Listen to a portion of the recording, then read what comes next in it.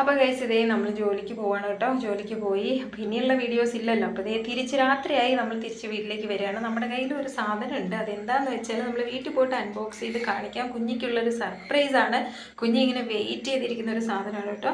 ഒരുപാട് എന്താ പറയുക നാളായിട്ട് ചോദിക്കുന്നുണ്ട്. ഭയങ്കര യൂസ്ഫുൾ ആയിട്ടുള്ളൊരു സാധനമാണ്. പക്ഷേ ഞാൻ ഇത് അൺബോക്സ് ചെയ്ത് അത് വെളിയിൽ വരുന്നവരെ ഞാൻ പ്രതീക്ഷിച്ചിട്ടില്ല.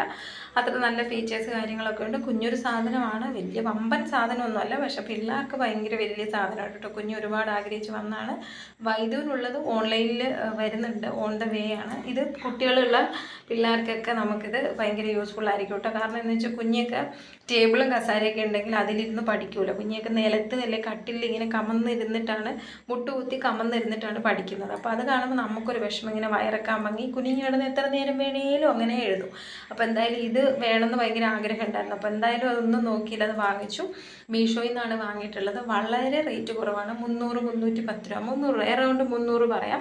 ആ ഒരു റേറ്റ് മാത്രമായിട്ടുള്ളൂ. ഭയങ്കര യൂസ്ഫുള്ളാണ്. അതിനൊരു എന്താ ഒരു ട്രോ പോലെ സംഭവമുണ്ട്. അതുപോലെ നമ്മൾ ടാബ്, ഫോണ്, പെന്ന്, പെൻസില് അങ്ങനെയുള്ള സാധനങ്ങളൊക്കെ, പെൻ പൗച്ച്, ഇതൊക്കെ വെക്കാനുള്ള സ്പേസ് ഉണ്ട്. അത്യാവശ്യം കുട്ടികൾക്ക് ഭയങ്കര ഗ്രാൻഡായിട്ട് തന്നെ യൂസ് ചെയ്യാം.